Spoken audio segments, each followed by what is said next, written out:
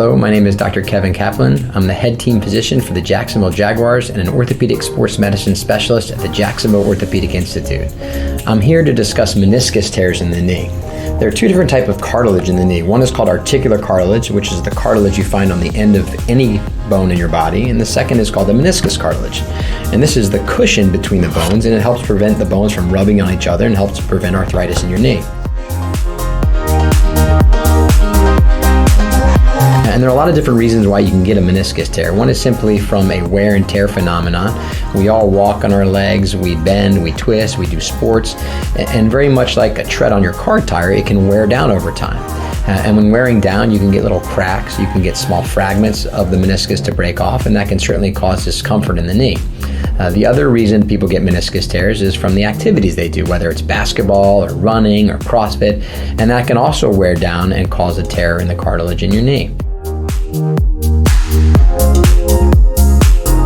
Conservative management for a meniscus tear includes things like anti-inflammatory medications to decrease the inflammation, ice, rest, and even physical therapy exercises to strengthen the muscles around the joint. Now, if you have continued pain from a meniscus tear, then meeting with a physical therapist and or an orthopedic surgeon can better evaluate the situation, and we may order an MRI of the knee. An MRI is a way for us to quantify how bad the meniscus tear by looking at the soft tissues. Occasionally, after a meniscus tear, you can receive a corticosteroid injection, which will help to decrease the inflammation caused by a meniscus tear as well.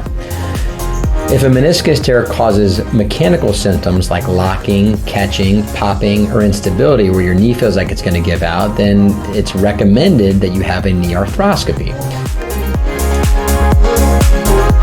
Knee arthroscopy is a minimally invasive surgery through very small incisions where we use a camera to evaluate meniscus and then determine whether or not the meniscus can be fixed with a number of stitches, or if we need to just trim the part of the meniscus that's torn.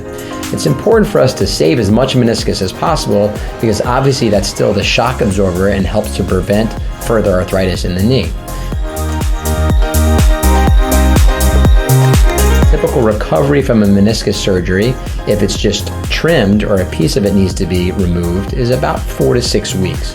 If you stitch a meniscus, then you go through a period of non-weight bearing and limited range of motion to allow that cartilage to heal, and that takes several months to get back to full activity.